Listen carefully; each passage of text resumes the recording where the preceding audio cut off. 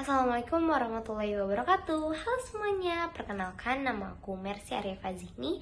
Aku dari kelas 8F dan sekolah di SMP Negeri 26 Kota Tangerang. Pada hari ini aku akan mengulas karya fiksi yaitu novel dari Terelie yang berjudul Dia Adalah Kakakku. Novel ini berjudul Dia Adalah Kakakku yang diterbitkan pada tahun 2018 oleh penerbit Sapegrip dan penulisnya yaitu Terelie. Novel ini juga memiliki 344 halaman. Jadi aku akan membacakan sedikit sinopsis dari buku ini. Buat kalian yang takut spoiler, kalian bisa skip bagian ini. Jadi novel ini menceritakan tentang perjalanan hidup sebuah keluarga yang penuh dengan sifat kerja keras dan juga pantang menyerah. Perlu diketahui bahwa keluarga ini terdiri dari 5 orang anak dan juga 1 orang ibu. Anak-anak tersebut juga sudah menjadi yatim dikarenakan ayahnya sudah meninggal dunia karena dicabik-cabik oleh binatang buas penunggu gunung di dekat kawasan rumah mereka tinggal. Sebelum ayah tercinta mereka meninggal, ayah mereka menitipkan wasiat kepada anak sulungnya yaitu bernama Laisa.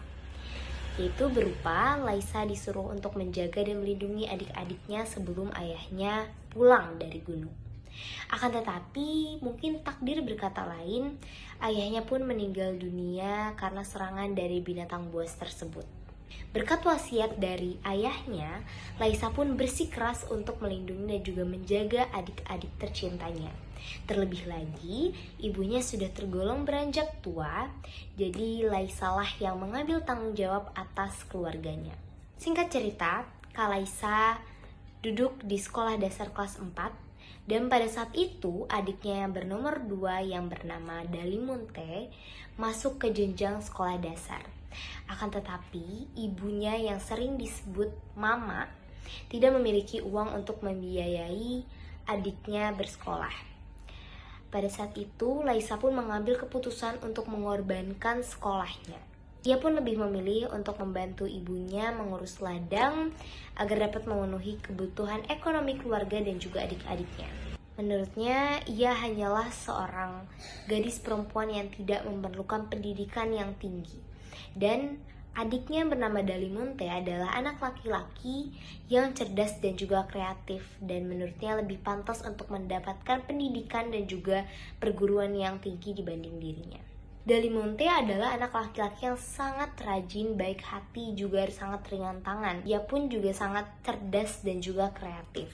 Ika Nuri dan Wibisana adalah adik Laisa yang nomor 3 dan juga nomor 4. Perbedaan umur mereka hanya 1 tahun dan paras mereka pun terbilang sangat mirip. Kedua anak kecil ini tuh sangat jauh berbeda sifat dari Dalimunte.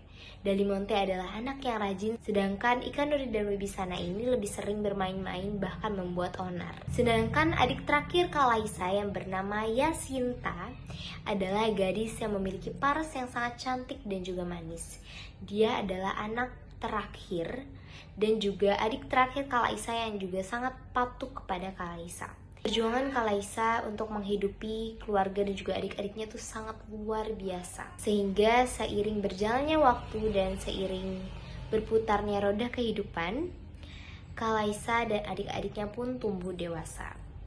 Kini adik-adiknya pun sudah sangat amat berubah dan menjadi sosok yang luar biasa sekali berkat kakaknya Laisa. Sebagai anak yang cerdas dari Monte, kini sudah menjadi profesor dan juga peneliti handal. Sedangkan adik Kak Laisa yang bernomor 3 dan juga 4 yaitu Ika Nuri dan Wibisana kini sudah memiliki bengkel yang terkenal dan juga besar yang sukses di kabupaten mereka. Dan si bungsu yang bernama Yasinta kini sudah beranjak dewasa yang memiliki paras yang cantik dan juga manis.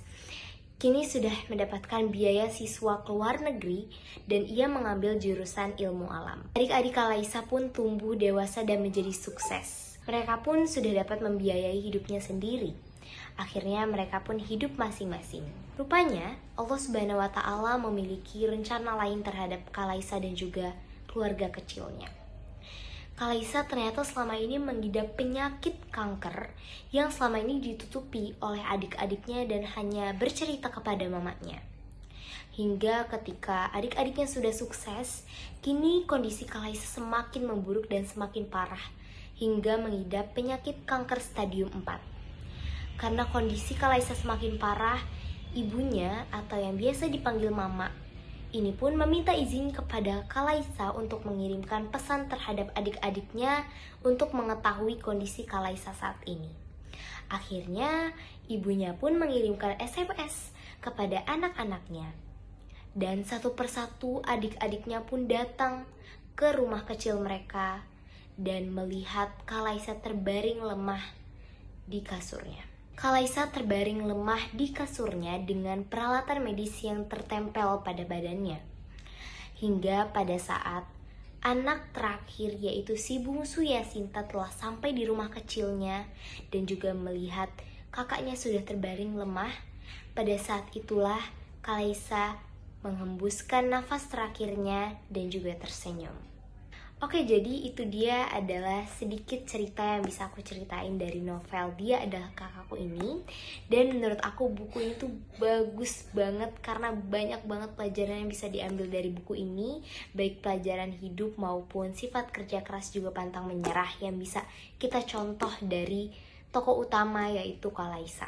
Dan menurut aku buku ini tuh dikemas dengan sangat baik dengan latar dan juga bahasa yang mudah dipahami oleh pembaca. Buku ini juga bisa menjadi salah satu rekomendasi buat kalian baca saat waktu senggang karena ini bener-bener bagus banget. Dan kalau misalnya baca ini tuh kayak gak kerasa banget waktunya. Buku ini juga berhasil bahwa kita sebagai pembaca itu nyelam ke dalam ceritanya dan berasa kalau kita tuh ada di dalam keadaan tersebut dan melihat langsung perjuangan Kalaisa untuk menghidupi keluarga dan juga adik-adiknya. Aku ngerekomendasiin kalian buat baca buku ini. Oke, jadi sekian mengulas karya fiksi dari aku. Semoga kalian suka dan semoga video ini bermanfaat. Terima kasih. Wassalamualaikum warahmatullahi wabarakatuh.